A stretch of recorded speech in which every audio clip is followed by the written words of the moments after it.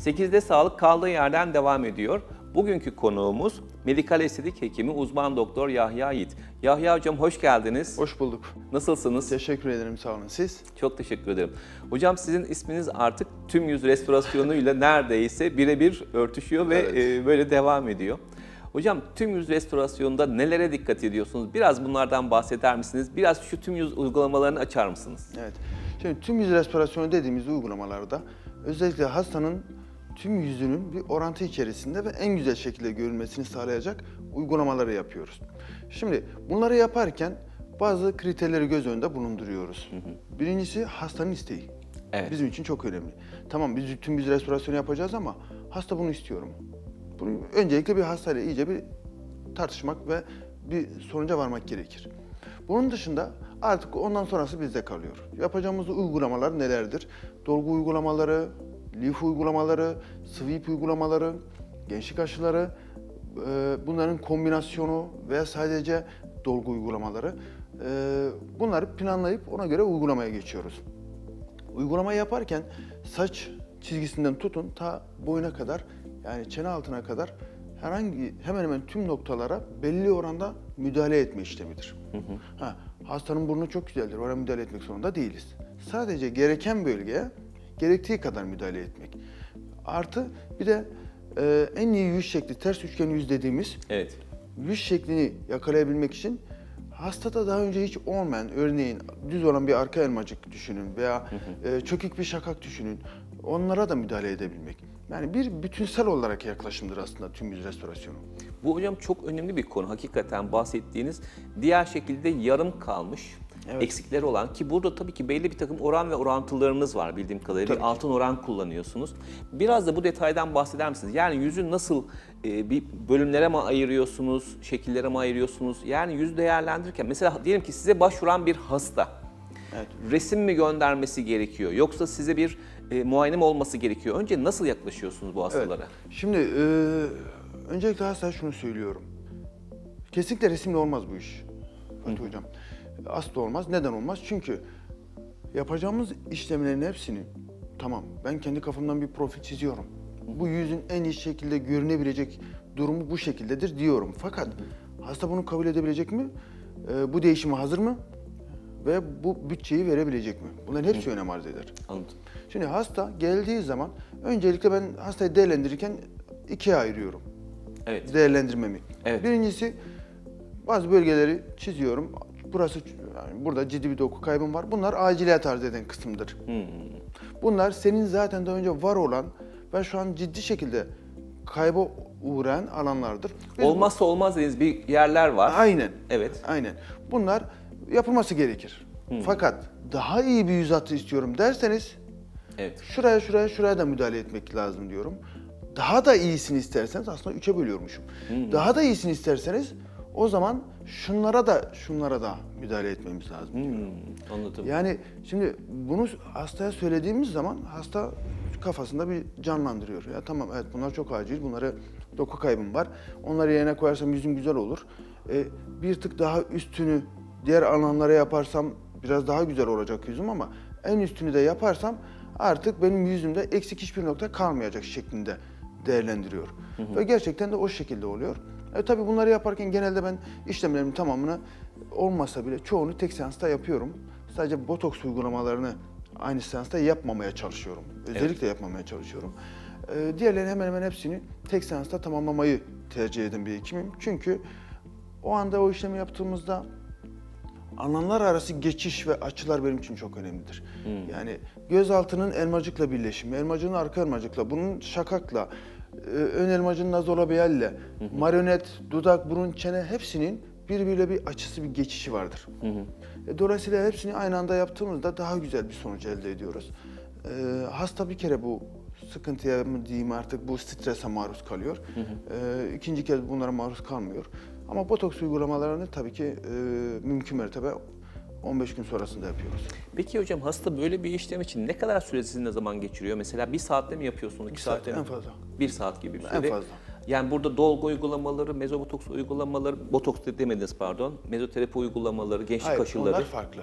Şimdi şöyle, hasta geldi diyelim, bağ dokusu çok zayıf. Evet. Nadir hastaları, yani nadiren bu şekilde tercih edebiliyoruz. Bu hastaya mesela lif uygulaması yapılabilir. Etkisi atıyorum 2 ay, 3 ay sonra güzel bir şekilde ortaya çıkar. Git 3 ay sonra gel, dolgunu yapalım diyorum.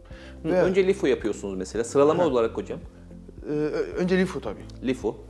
Veya sweep uygulaması çok severim ve çok etkilidir. Onu yapıyorum, 1 ay sonra gel diyorum. Veya gençlik aşısını 3 seans ve 4 seans öneriyoruz.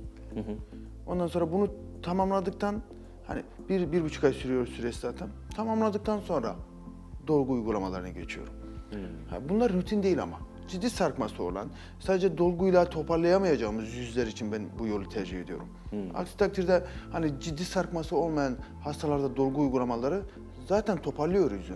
Hem hacim etkisiyle, hem lifting etkisi, hem de dolgu sonuçta hyaluronik asittir. Oraya koyduğumuzda bir aseptik bir inflamasyon meydana geliyor normalde. Evet. Orada bir kan akışı, bir kan akımı hızlanıyor. Orada yeni bir bağ dokusu oluşuyor. Ya zaten dolgu 3 ay sonra, 5 ay sonra o yüzü ciddi bir şekilde besleyip yukarıya kaldırabiliyor. Yani uzun vadede doku yenileme özelliği çok iyidir hyaluronik asitin. Onun için yani çoğu hastada zaten ek bir şeye gerek kalmadan direkt dolgularla biz bu tedavileri, yani bu tüm yüz restorasyonunu yapabiliyoruz. Peki hocam, yaş grubu ileri olan, ciddi anlamda volümetrik dediğimiz, yani yüzünde bir doku kaybı olan hastalara bir ön hazırlık yapıyor musunuz? Evet, biraz önce bahsettiğim bu ön hazırlık kısmı zaten o hasta gruplar için. Hani gençlik aşıları, lifu veya sweep uygulamaları genellikle hani sadece de dolguyla istediğimiz şekilde toparlayamayacağımız yüzler için bu uygulamaları ön plana koyuyoruz. Peki hocam, bir de son yıllarda en sık yapılan uygulamalardan bir tanesi göz altına yapılan ışık dolgusu. Evet. Bunu biraz detaylandırabilir miyiz? Çünkü bu çok sık yapılan bir uygulama ve yanlış ellerde hakikaten hastalar böyle gözlükle gezmek zorunda kalan ya da işte erittirdim, bir daha yaptırdım, işte şöyle şişti, şöyle çukur kaldı, şöyle torbalarım belirginleşti, şöyle rengi değişti, şöyle kızardı gibi bir sürü problem olan insanlar var. Biraz bu ışık dolgularından bahseder misiniz? Tabii ki. Şimdi gözaltı hani yüzün geri kalan kısmına göre çok dar bir alandır. Ona rağmen en ufak bir yanlış uygulamada ciddi şekilde kendini belli eder. Aslında bazen yanlış uygulama yapmasanız bile lenfatik drenajı yetersiz olduğu için göz altlarında, göz çevresinde torbalanmalar meydana gelebiliyor. Ve eritip belli bir süre geçtikten sonra yeniden ve daha az veya daha farklı bir teknikle uygulama yapmak zorunda kalabiliyorsun. Aslında burada önemli olan hastanın gözaltının dolguya, ışık dolgusuna uygun olup olmadığını ilk etapta kestirebilmektir. Şimdi hastanın pigmentasyonu varsa, çökmesi varsa gözaltı ışık dolgusundan fayda görür. Ama göz altında damarlanması vardır, beyaz tenli bir hastadır. Oraya dolgu koyduğumuzda oradaki damarların parlaklığı daha da artacağı için morarma daha da fazla olur. Bağ dokusu çok zayıfsa, ciddi şekilde sarkması varsa göz altında, oraya dolgu koyduğumuzda torbalanmaya davetiye çıkarıyoruz biz. Yani bunlar hani hasta değerlendirilirken bu teknik detayların hepsini göz önünde bulundurmak lazım. Şimdi yüzeyel yapıldığında sıkıntı, o da torbalanma sebebiyet veriyor.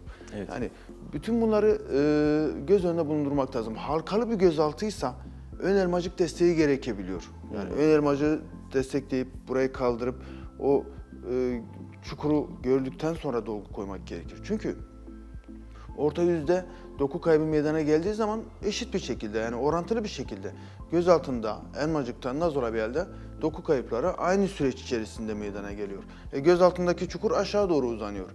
Buraya destek koymadan nereye koyacağız dolguyu? Göz altına koyduğumuzda orada bir torba oluşur. Evet. Alttan desteklemek lazım ki çukuru görelim. Çukuru gördükten sonra dolguyu koyacağız. Dolgunun özelliği çok önemlidir. Ne kadar hacim kazanacağı, ne kadar su tutacağı, uzun vadede bizi ne bekliyor? Bunu çok iyi bilmek lazım ve dolguyu çok iyi tanımak lazım.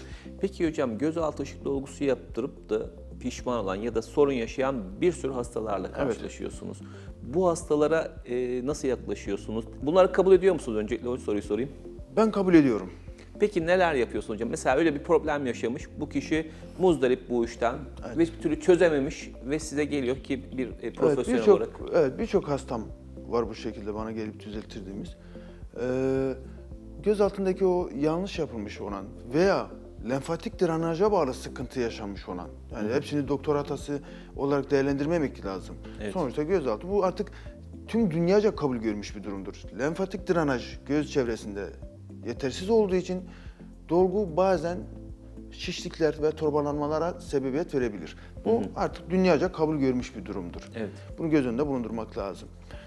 Oradaki dolguyu eritecek hyaluronidaz enzimi dediğimiz ürünle göz altını eritiyoruz. Fakat şöyle bir durum var. Ben bunu her zaman söylerim.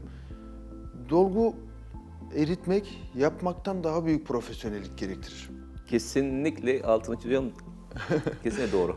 Yani şimdi yanlış dolgu yapıldığında eritiriz, tamam da yanlış eritme yapıldığında hiçbir şey yapamayız. Evet.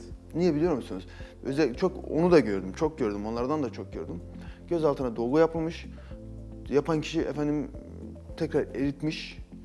Fakat hasta bize geldiğinde gözaltı bildiğin şöyle eskiden ilkokulda defterler... Parşömen kağıdı gibi. Parşömen kağıdı gibi. Yani böyle parlak yani. Evet. Bir ince bir deri gibi kalıyor. Niye? Çünkü doku kaybına uğruyor. Göz oradaki çukur daha bir derinleşmiş oluyor. Artık dolgu da koyamıyorsun. Çünkü deri çok ince. Evet. Altında hiç bağ doku yok. Evet. Nereye koyacağız biz bu dolguyu? Kemik var, parşömen kağıdı bir deri. Artık dolgu da koyamıyoruz. Bu dudak için de geçerli. Bu yüzün diğer noktaları için de geçerli. Hepsi için geçerli. Onun için hiç olmazsa yani tamam dolguda hataya düşmüş olabilir. İzleyicilerimiz vardır yani bu şekilde hataya düşmüş olanlar. Muhakkak, evet. Ve hekimini beğenmemiş olabilir. Bu da olabilir. Veya bir komplikasyon meydana gelmiş olabilir. Hep art niyetli düşünmemek lazım. Olabilir, hepimizin başına gelebilir. Sonuçta biz hekimiz yani işlem yapıyorsak her türlü şeye de açık olmak lazım. Tabii. Ama eritirken lütfen bu konuda gerçekten eğili olan kişilere başvursunlar. Bu çok önemli. Hocam çok teşekkür ederim. Ben teşekkür ederim. Hakikaten bu dolgu uygulamalarında özellikle göz altında ya da vücutta yani yapılan uygulamalarda aslında uygulamak değil, karşılaşabilecek problemlerle baş edebilecek hekim aslında bu işin profesyoneli. Evet, bugünkü konuğumuz medikal estetik hekimi uzman doktor Yahya Yiğit idi. Bize vermiş olduğu gerçek, doğru bilgileri için hakikaten çok teşekkür ederiz. Programımız kaldığımız yerden tüm hızıyla devam ediyor.